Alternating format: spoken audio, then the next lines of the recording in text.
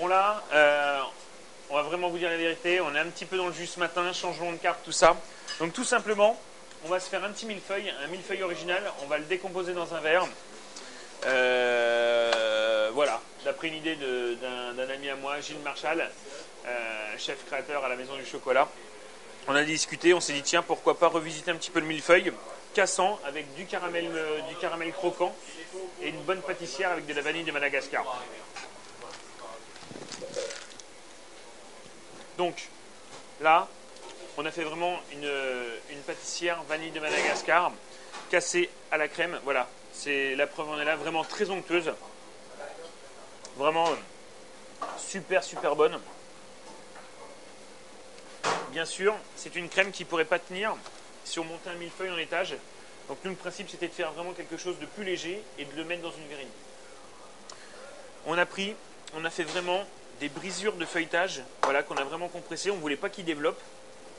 Et vraiment caramélisé, très caramélisé. On va en lâcher un petit peu. Voilà, le principe de ce millefeuille, il est là.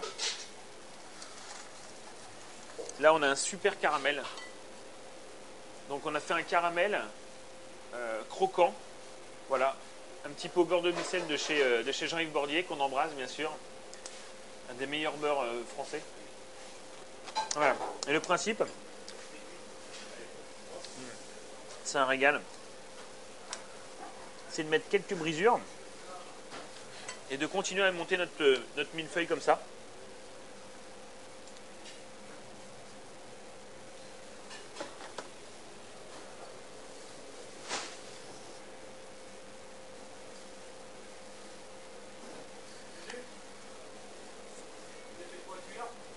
En plus, j'aime bien quand c'est émietté comme ça un petit peu, parce que souvent quand j'étais petit, j'aimais bien manger toutes les miettes qui traînaient comme ça d'une galette des rois ou autre.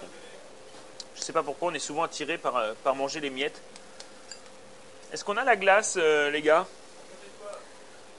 Et un petit peu de sucre glace pour le Saint-Christin? Et une gousse de vanille séchée, si là. Donc voilà.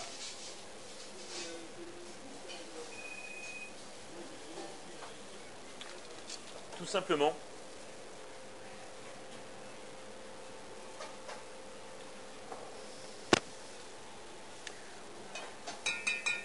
Quelque chose qui n'est pas dans le millefeuille.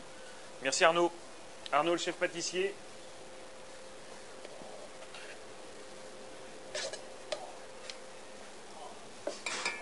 On va rajouter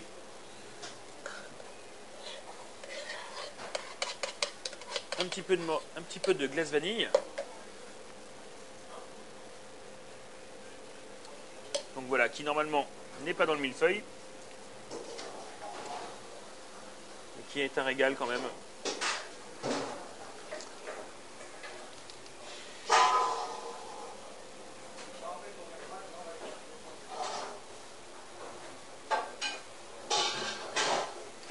J'ai un Saint-Christin, je vais lui mettre un tout petit peu de sucre glace.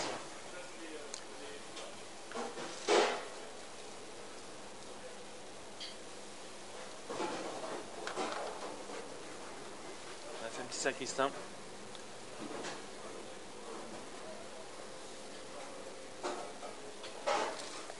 Et voilà, notre petit millefeuille décomposé avec une petite glace en plus, du caramel croquant.